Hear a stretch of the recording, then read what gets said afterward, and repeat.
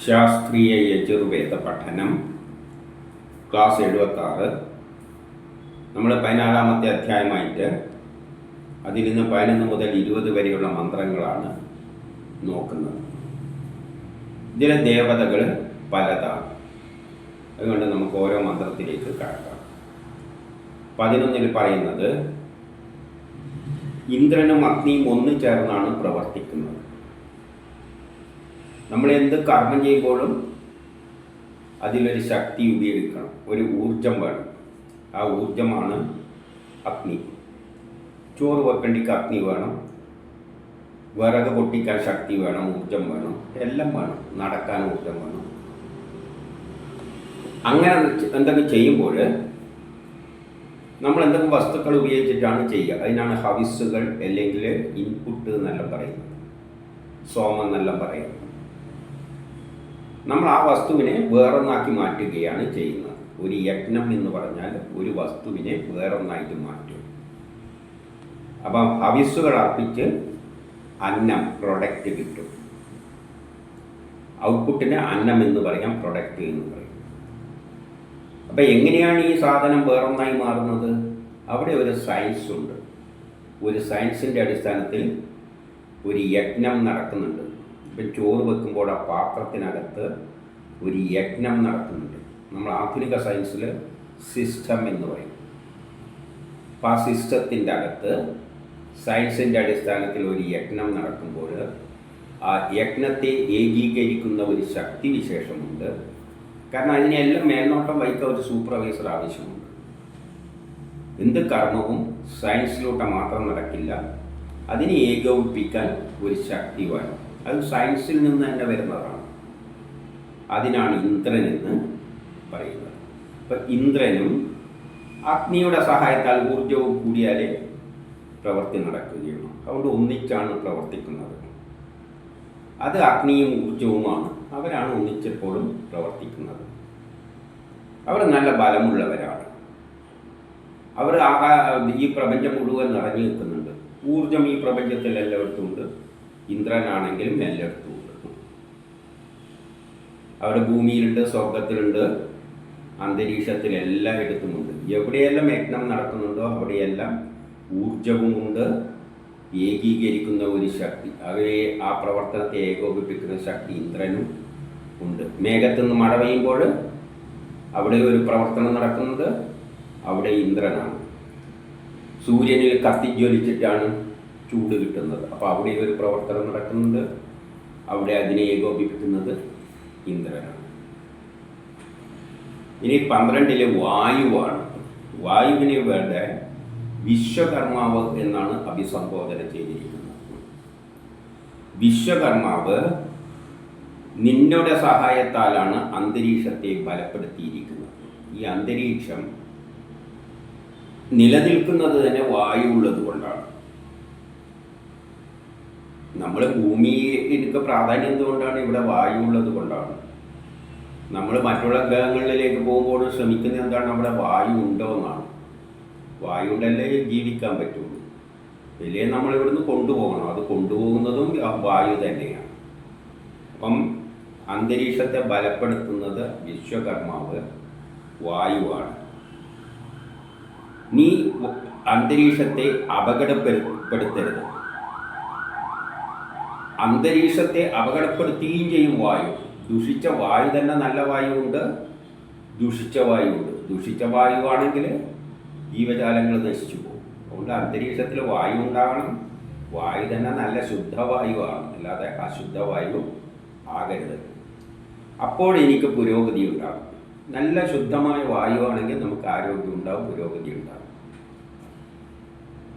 രുചിയേറിയതും ഔഷധ ഗുണമുള്ളതുമായ ശക്തിവിശേഷത്തെ ഈ ശക്തിവിശേഷത്തെ നശിപ്പിക്കരുത്.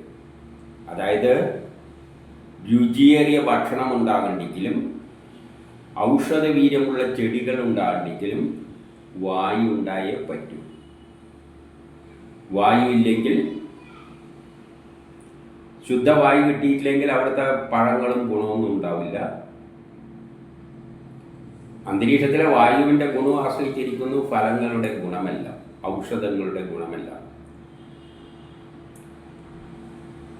ജ്ഞാനം തികഞ്ഞ അങ്കീരസ് ശുദ്ധ പ്രാണനാകുന്നു. ആദ്യമുണ്ടായ വായുവിൻ്റെ കണങ്ങൾക്കാണ്, അന്തരീക്ഷത്തിലുണ്ടായ കണങ്ങൾക്കാണ് അങ്കീരസ് എന്ന് പറയുന്നത്. ആദ്യം ഉണ്ടായ ഏറ്റവും സൂക്ഷ്മമായ കണം അത് വായുരൂപത്തിൽ തന്നെയാണ് പ്രവഹിച്ചിരുന്നത്. അത് ശുദ്ധ പ്രാണനാണ്, കാരണം അവയിൽ നിന്നാണ് പ്രപഞ്ചം ഉണ്ടായത്. ഇനി 13 ദേവജനനി, ദൈവത്തിൻ്റെ ജനനിയാകുന്ന ദിക്കുകളെ പറ്റിയാണ് ഇവിടെ പറയാൻ പോകുന്നത്. നമ്മുടെ പ്രവർത്തനങ്ങളെല്ലാം നിയന്ത്രിക്കുന്നതിൽ ദിക്കുകൾക്ക് വലിയ പ്രാധാന്യമുണ്ട്.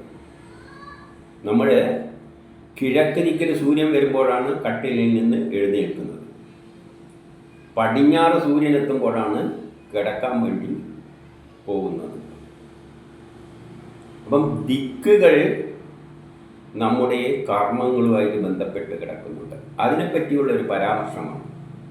നമ്മൾ എങ്ങനെ പ്രവർത്തിക്കണമെന്നെല്ലാം ദിക്കുകൾ നമ്മുടെ മാനസികാവസ്ഥയെല്ലാം സ്വാധീനിക്കുന്നുണ്ട്. അതിനെപ്പറ്റിയുള്ളൊരു പരാമർശമാണ് ഇത്. കിഴക്ക് ദിശ പ്രകാശം നിറഞ്ഞതാണ്. കിഴക്ക് നിന്നാണ് പ്രകാശം ഉദിച്ചു വരുന്നത്. അപ്പോഴാണ് നമ്മൾ ആക്റ്റീവ് ആകുന്നത്. തെക്ക് ദിശ വിനയമുള്ളതും, തെക്കു ദിശ പൊതുവെ വിനയ സ്വഭാവമുള്ളതാണ്. പടിഞ്ഞാറ് ദിശ, സൂര്യൻ അസ്തമിക്കുന്ന ദിശ, ശാന്തതയേറിയതാണ്. നമുക്ക് വൈകുന്നേരം ആകുമ്പോൾ ഇത് പൊതുവെയാണ്, എല്ലാവർക്കും വൈകുന്നേരം ശാന്തമാകുമെന്ന് ചോദിച്ചാൽ മറ്റുള്ള ഗ്രഹങ്ങളെല്ലാം സ്വാധീനിക്കുന്നുണ്ട്. പൊതുവെ ശാന്തതയേറിയതാണ്. വടക്ക് ദിശ തേജസ് തികഞ്ഞവളാകുന്നു. തേജസ്സുള്ള ദിശയാണ് വടക്ക്. വടക്കിന് വലിയ പ്രാധാന്യമുണ്ട്. വളരെ തേജസ്സുള്ളൊരു സ്ഥലമാണ് വടക്ക്. അത് പ്രപഞ്ചഘടനയായിട്ട് ബന്ധപ്പെട്ടാണ് അത് കിടക്കുന്നത്.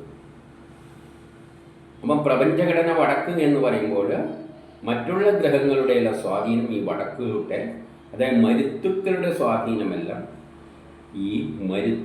സ്വാധീനമെല്ലാം ഈ വടക്ക് ദിശ കേന്ദ്രീകരിച്ചാണ് വരുന്നത്. ഡേ ടു ഡേ ആക്ടിവിറ്റീസ് എല്ലാം സൂര്യൻ ഉദിക്കുന്നതും അസ്തമിക്കുന്നതും അടിസ്ഥാനമാക്കിയാണ്. എന്നാൽ മറ്റുള്ള മരുത്തുക്കളുടെ സ്വാധീനം വടക്ക് ദിശയായിട്ട് ബന്ധപ്പെട്ടാണ് കിടക്കുന്നത്. അത് പ്രപഞ്ചഘടനയായിട്ട് ബന്ധപ്പെട്ട കാര്യങ്ങളാണ്. ഇനി 14 വായു, വിശ്വകർമാവ് തന്നെയാണ്. വായു എല്ലാ കർമ്മങ്ങളുടെയും അധിപതിയാണ്. ഈ വിശ്വകർമാവെന്ന വായു എല്ലാ കർമ്മങ്ങളുടെയും അധിപതിയാണ്. ഏത് കർമ്മത്തിനും വായു ഉണ്ടായേ പറ്റും. നമുക്ക് നിലനിൽക്കേണ്ടിക്ക് വായു വേണം. നമ്മളൊരു കർമ്മം ചെയ്യുമ്പോൾ ഇപ്പോൾ അഗ്നി ഉണ്ടാക്കേണ്ടിക്ക് തന്നെ വായു ഉണ്ടെങ്കിലല്ലേ അഗ്നി ഉണ്ടാവും. വേറെ തരത്തിലും എല്ലാം ഉണ്ടാക്കുന്നുണ്ട്, പക്ഷെ അതിലുമെല്ലാം വായുവിന് വലിയ പങ്കുണ്ട്. അങ്ങനെയുള്ള അദ്ദേഹം ജലത്തിലും പ്രകാശം ചൊരിയും എന്ന് പറയുകയാണ്. ജലത്തിൻ്റെ അകത്തും വായുവുണ്ട്. ജലത്തിൻ്റെ അകത്ത് വായു ഉള്ളത് കൊണ്ടാണ് ജലജീവികളെല്ലാം ജീവിക്കുന്നത്. നമ്മൾ വെറും ജലം ചിന്തിക്കേണ്ട, വായുവില്ലാത്ത സ്ഥലമില്ല. ജലത്തിൽ ജീവിക്കത്തക്കവണ്ണമാണ്, ചലിക്കത്തക്കവണ്ണമാണ് മത്സ്യങ്ങളെ സൃഷ്ടിച്ചിരിക്കുന്നത്. ജലത്തിൽ പക്ഷേ അവിടെയും വായു വേണം. അപ്പം വായു ജലത്തിലും ശോഭിക്കുന്നുണ്ട്.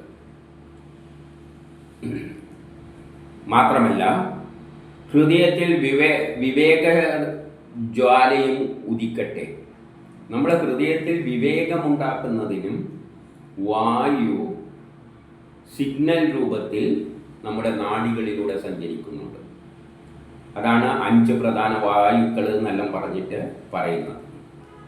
പഞ്ചപ്രാണങ്ങളെ ദേഹത്ത് ഒരുക്കിയാലും, അപ്പോൾ ഈ വായു നമ്മുടെ ശരീരത്തിൽ കടക്കുമ്പോൾ അത് ശ്വാസമായിട്ട് യഥാർത്ഥ വായു രൂപത്തിലും സഞ്ചരിക്കുന്നുണ്ട്, സിഗ്നൽ രൂപത്തിൽ, സിഗ്നലിനും എല്ലാം വായുവായിട്ടാണ് ചിത്രീകരിക്കുക വേദത്തിൽ. വായു പോലെ അതും നാഡികളിലൂടെ സഞ്ചരിക്കുന്നുണ്ട്, ഹൃദയത്തിലൂടെ. അതും അങ്കീരസാണെന്ന് അറിയേണ്ടതാണ്. ഇതെല്ലാം അങ്കീരസാദ്യമുള്ള സൃഷ്ടിയിലായിട്ട് ബന്ധപ്പെട്ടാണ് കിടക്കുന്നത്. ഇനി 15 നമ്മളെ സ്വാധീനിക്കുന്ന മാസങ്ങളെപ്പറ്റി പറയുകയാണ്, ദിക്കുകളെപ്പറ്റി പറഞ്ഞു. ഓരോ സീസൺസിലും നമുക്ക് ഓരോ തരം വികാരങ്ങൾ, മാനസികാവസ്ഥകൾ ഉണ്ടാക്കുന്നുണ്ട്. ഋതുക്കൾ നമ്മളെ സ്വാധീനിക്കുന്നുണ്ട്. ശ്രാവണ ഭാദ്രപാദ മാസങ്ങൾ വർഷ ഋതുക്കളാവുന്നു. ശ്രാവണ ഭാദ്ര മാസങ്ങൾ വർഷ ഋതുക്കളാവുന്നു. അതിലാണ് വർഷം മഴ പെയ്യുന്ന കാലം. അത് നമ്മളെ സ്വാധീനിക്കുന്നുണ്ടല്ലോ. അങ്ങനെയുള്ള മാസങ്ങൾ എൻ്റെ ക്ഷേമത്തിനും ഐശ്വര്യത്തിനുമായുള്ള സമ്പത്ത് നൽകട്ടെ. മഴ പെയ്യുമ്പോഴാണ് ചെടികളെല്ലാം നല്ലവണ്ണം സുഭിക്ഷമായിട്ട് വളരും. അപ്പോൾ സമ്പത്ത് ഉണ്ടാകുന്നത് ഈ മഴയിലൂടെയാണ് സാധിക്കുന്നത്. മഴയുണ്ടെങ്കിലേ കൃഷിയെല്ലാം ഉണ്ടാകും. അതുകൊണ്ട് ശ്രാവണ ഭാദ്ര മാസങ്ങൾ, വർഷ ഋതുക്കൾ എനിക്ക് സമ്പത്ത് നൽകുന്നു. ഈ മാസങ്ങളുടെ ചെറിയ ഒരു സ്പർശം നമുക്ക് ഏറ്റാൽ താപവും ഐശ്വര്യവും ഉണ്ടാകും. അപ്പം ഈ കാലത്ത് എന്തുണ്ട്? താപവുമുണ്ട്, ശൈത്യവുമുണ്ട്, രണ്ടുമുണ്ട്. വേണ്ട ചൂടും നമുക്ക് മഴക്കാലത്ത് കിട്ടുന്നുണ്ട്, ശൈത്യവും കിട്ടുന്നുണ്ട്. ഈ ഋതുക്കളിലാണ് ആകാശവും ഭൂമിയെല്ലാം നല്ല മനസ്സ് നിറക്കുന്നത്. ഈ മഴക്കാലത്ത് നല്ല മനസ്സ് നമ്മളിൽ നിറക്കുന്നുണ്ട് ആകാശവും ഭൂമിയും. നല്ല മഴയുള്ളപ്പോൾ കുട്ടികളെല്ലാം ഉത്സാഹമെല്ലാം കണ്ടിട്ടില്ല. മഴ പെയ്യുമ്പോൾ നമുക്ക് ഉത്സാഹമുണ്ട്. പിന്നെ പുറത്തിറങ്ങി നടക്കാൻ പറ്റില്ല എന്നുള്ളൊരു ശല്യം ഉണ്ടെന്നേ ഉള്ളൂ. പക്ഷേ മഴ പെയ്യുമ്പോൾ നമ്മളിലൊരു ഉത്സാഹം ഉണ്ടാകുന്നുണ്ട്, നല്ല മനസ്സ് നിറക്കുന്നുണ്ട്. അത് അങ്കീരസ് അറിയട്ടെ. അങ്കീരസിലൂടെയാണ് ഈ സൃഷ്ടിയെല്ലാം വന്നിരിക്കുന്നത്. എപ്പോഴും അത് ഇടയ്ക്ക് കയറി പറയുന്നുണ്ട് അങ്കീരസ്. ഈ ഋതുക്കളിലാണ് ജലം കിട്ടുന്നു, ചൂടും കിട്ടുന്നുണ്ട് ആവശ്യത്തിന്, വൃക്ഷലതാദികൾ പുഷ്ടി പ്രാപിക്കുന്നുണ്ട്. ഈ തത്വം മനസ്സിലാക്കുന്നവർ വേണ്ടുന്ന രീതിയിൽ അതിനെ ഉപയോഗിക്കുക. മഴയുടെ കാലത്തിൻ്റെ പ്രത്യേകത മനസ്സിലാക്കി. മഴക്കാലത്തിൻ്റെ പ്രത്യേകത എന്താണ്?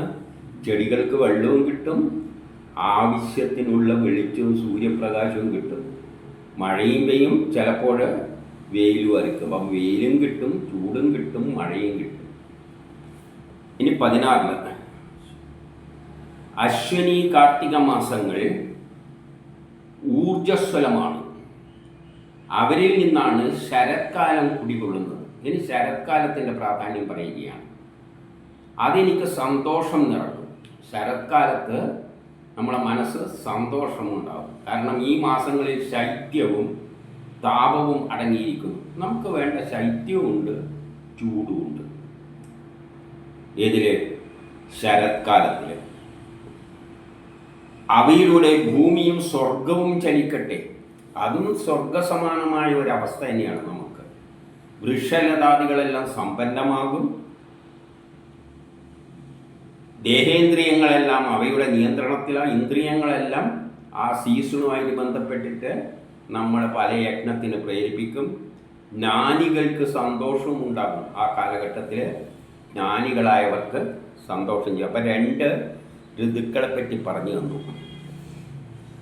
ഇനി 17 ആയുസ് എനിക്ക് സംരക്ഷണം നൽകട്ടെ. എൻ്റെ സംരക്ഷണം ആയുസ്സാണ് തീരുമാനിക്കുന്നത്. എത്ര കാലം ജീവിക്കണമെന്നുള്ളതിനാണ് ആയുസ് എന്ന് പറയുന്നത്. എനിക്ക് കുറേ കർമ്മം ചെയ്തു തീർക്കാനുണ്ടെങ്കിൽ എന്നെ കുറേ കാലം ജീവിപ്പിക്കും. എന്നെ ജനിപ്പിക്കുന്ന കർമ്മം ചെയ്യാനാണ്. തീർത്താ ജോലി ഉണ്ടെങ്കിൽ പെട്ടെന്നൊന്നും ചാവില്ല. അത് നല്ല കർമ്മമോ പാപകർമ്മമൊന്നും അറിയില്ല. എന്തെങ്കിലും കർമ്മം ഉണ്ടെങ്കിൽ അത് തീർക്കുന്നവരെ ഞാനിവിടെ ഉണ്ടാകും. പ്രാണനും എന്നെ സംരക്ഷിക്കട്ടെ. അപ്പോൾ എന്നെ നിലനിർത്താൻ എന്തും വേണം? പ്രാണനും വേണം.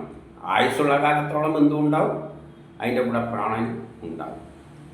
അപാനനും വ്യാനനും എന്നെ സംരക്ഷിക്കട്ടെ. പ്രാണനിൽ തന്നെ പല ടൈപ്പുണ്ട്. അപാനനും വ്യാനനും, ഇങ്ങനെ പ്രാണൻ, അപാനൻ, വ്യാനൻ എന്നുണ്ട്. എൻ്റെ കണ്ണും കാതുമെല്ലാം എനിക്ക് സംരക്ഷണം നൽകട്ടെ. ആ കാലഘട്ടത്തിനനുസരിച്ച് വർക്ക് ചെയ്യേണ്ടെങ്കിൽ എനിക്ക് കണ്ണും വേണം, കേൾവിയെല്ലാം കേൾക്കാനുള്ളതെല്ലാം പറ്റണം. എൻ്റെ വാക്കുകളും നിർദ്ദേശങ്ങളും മനസ്സും ജീവനും സംരക്ഷിക്കപ്പെട്ടെ. എൻ്റെ നല്ല വാക്ക്, എൻ്റെ നിർദ്ദേശങ്ങൾ, മനസ്സ്, ജീവനെല്ലാം സംരക്ഷിക്കപ്പെടണം.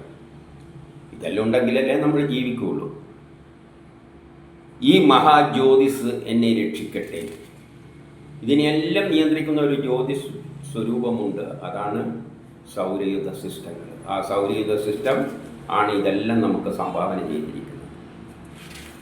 ഇനി 18 ഛന്ദസ്സുകളെ പറ്റി പറയുകയാണ്. വേദങ്ങളിലാണ് ഈ ജ്ഞാനമെല്ലാം തന്നിരിക്കുന്നത്. അപ്പം വേദവരികളുടെ അർത്ഥം മനസ്സിലാക്കണമെങ്കിൽ ഛന്ദസ്സുകൾ അറിയണം. അതുകൊണ്ട് വേദത്തിൽ ഇതിനെപ്പറ്റിയെല്ലാം എഴുതി വെച്ചിട്ടുണ്ട്. ഛന്ദസ് അറിഞ്ഞാലേ അർത്ഥം മനസ്സിലാവുകയുള്ളൂ. ഛന്ദസ്സുകൾ ആഹ്ലാദം നൽകുന്നതാണ്. അപ്പം ഛന്ദസ് അറിഞ്ഞാൽ മാത്രമേ വേദവരികളുടെ അർത്ഥവും മനസ്സിലാവുള്ളൂ. അർത്ഥം മനസ്സിലാകുമ്പോഴാണ് നമ്മൾ ആഹ്ലാദവും അന്തപ്പെട്ടും ഇരിക്കുന്നത്. ശരിയായ തരത്തിൽ വേദങ്ങളിലെ അർത്ഥം മനസ്സിലാക്കുമ്പോൾ വിവേകവും മേധയും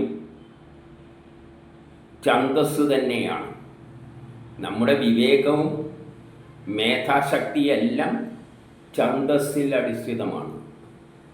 നല്ല ബുദ്ധിശക്തിയുള്ളവർ ഛന്ദസ്സിൻ്റെ അർത്ഥം മനസ്സിലാക്കിയിട്ട് വേദങ്ങൾ പഠിക്കും.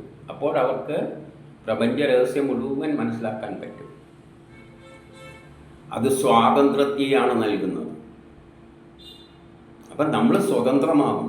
ഈ ലോകത്തെ പറ്റിയുള്ള ജ്ഞാനം മനസ്സിലാക്കി കഴിഞ്ഞാൽ നമ്മൾ സ്വതന്ത്രമാവുകയാണ്. പഠിക്കുന്നതനുസരിച്ച് നമ്മൾ സ്വതന്ത്രമാവുകയാണ്. പദാർത്ഥങ്ങൾ കേന്ദ്രങ്ങളാകുന്നു. ഛന്ദസ്സുകളുടെ അടിസ്ഥാനത്തിൽ വേണം പദാർത്ഥങ്ങളെ മനസ്സിലാക്കാൻ. ഒരു പശു എന്ന് പറഞ്ഞു കഴിഞ്ഞാൽ ഛന്ദസ്സിൻ്റെ അടിസ്ഥാനത്തിൽ ചിലപ്പം ഭൂമി പശുവാകും, സാധാരണ മൃഗങ്ങൾ പശുവാകും, ഇലക്ട്രോൺ പശുവാകും, അങ്ങനെ പലതും പശുവാകും. അല്ലെങ്കിൽ ധനം, ഔട്ട്പുട്ട്. പണ്ട് കാലത്ത് പശുവാണ് ധനം. ധനം എന്ന അർത്ഥവും പശുവിനുണ്ടാകും.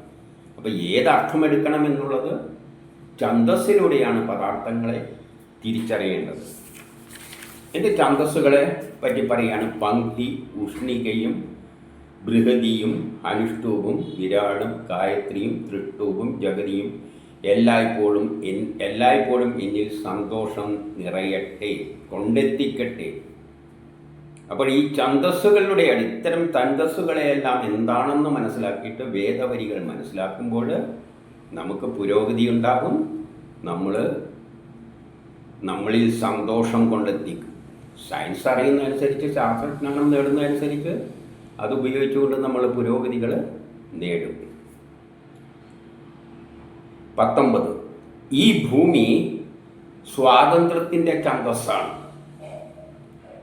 ഭൂമിയിൽ നമുക്ക് വേണ്ടത് എന്താണ്? സ്വാതന്ത്ര്യമാണ്. അപ്പം സ്വാതന്ത്ര്യത്തിൻ്റെ ഛന്ദസ്സാണ് എന്ന് പറയുകയാണ് ഭൂമി.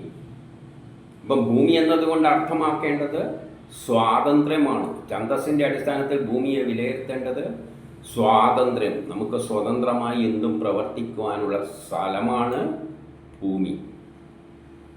ഭൂമി എന്ന് പറയുന്നത് നമുക്ക് സ്വാതന്ത്ര്യത്തോടുകൂടി ഒരു പ്രതിബന്ധങ്ങളുമില്ലാതെ പ്രവർത്തിക്കാൻ കഴിയുന്ന സ്ഥലത്തിനെയാണ് ഛന്ദസ്സിൻ്റെ അടിസ്ഥാനത്തിൽ ഭൂമി എന്ന് പറയുന്നത്.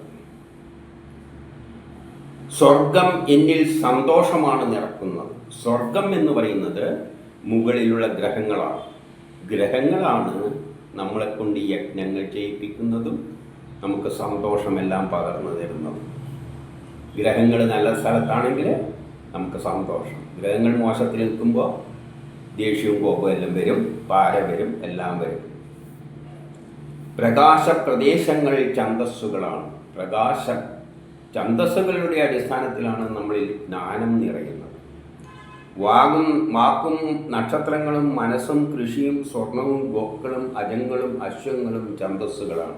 ഛന്ദസ്സുകളുടെ അടിസ്ഥാനത്തിലാണ് കൃഷി എന്താണെന്നും സ്വർണം എന്താണെന്നും ഗോക്കൾ എന്താണെന്നും എല്ലാം ഛന്ദസ്സുകളിലൂടെയാണ് അർത്ഥം വരുന്നത്. അല്ലെങ്കിൽ ആ വാക്കുകൾക്ക് അർത്ഥമില്ല. പശു എന്ന് വെറുതെ പറഞ്ഞാൽ വേദത്തിൽ അർത്ഥമില്ല. ഛന്ദസ്സിൻ്റെ അടിസ്ഥാനത്തിൽ പശു എന്താണെന്ന് കണ്ടെത്തിയിട്ട് ആ വേദവരിക്ക് അർത്ഥം കാണണം. ഇനി 20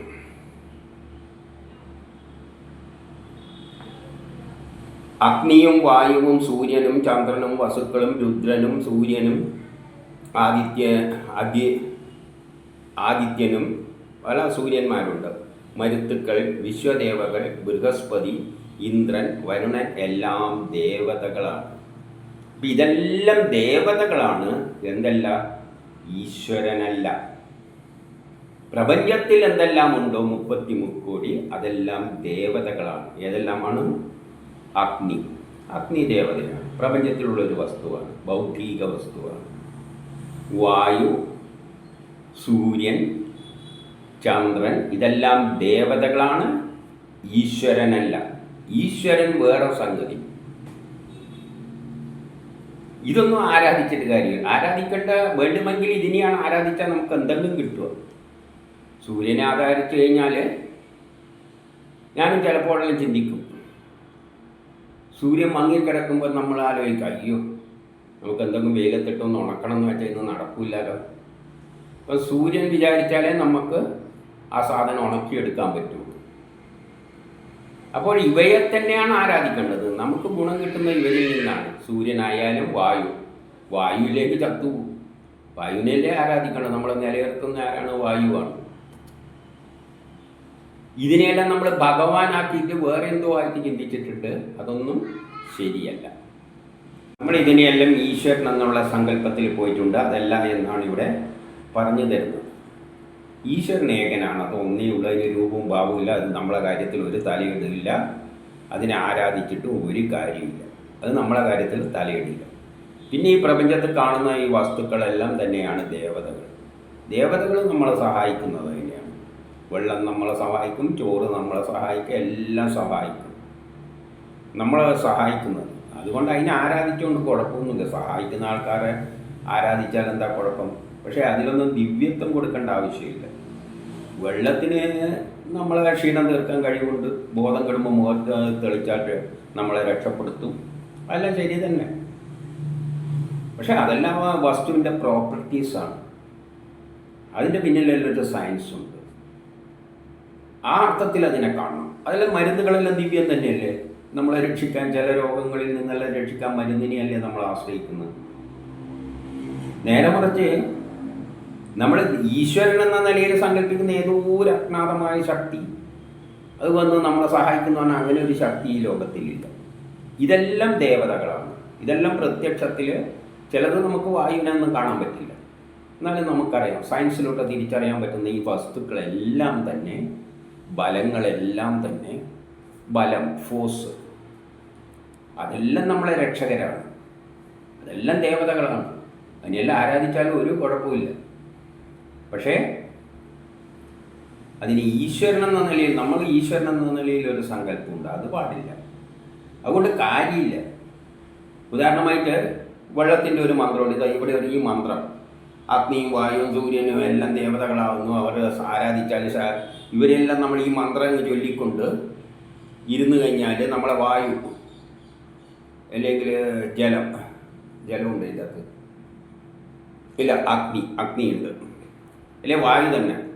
ഒരാളെ ശ്വാസം പോകാൻ പോകുമ്പോൾ ആശുപത്രിയിൽ നിന്ന് ശ്വാസം പോകാൻ പോവുകയാണ്, കൃത്രിമം വായു കൊടുക്കണം, ശ്വാസോച്ഛ്വാസം കൊടുക്കണം. അത് കൊടുക്കാതെ ഈ മന്ത്രവും ചൊല്ലിക്കൊണ്ടിരുന്ന് കഴിഞ്ഞാൽ ഒരു വായുവിൻ്റെ ഒരു പ്രതിമ ഉണ്ടാക്കി വെച്ച് അതിൻ്റെ മുമ്പിൽ ഈ മന്ത്രവും ചൊല്ലിക്കൊണ്ടിരുന്ന് കഴിഞ്ഞാൽ ആശുപത്രിക്ക് ശ്വാസം കിട്ടാതെ നട്ടം തിരിയുന്ന ആ വ്യക്തി രക്ഷപ്പെടുകയൊന്നുമില്ല.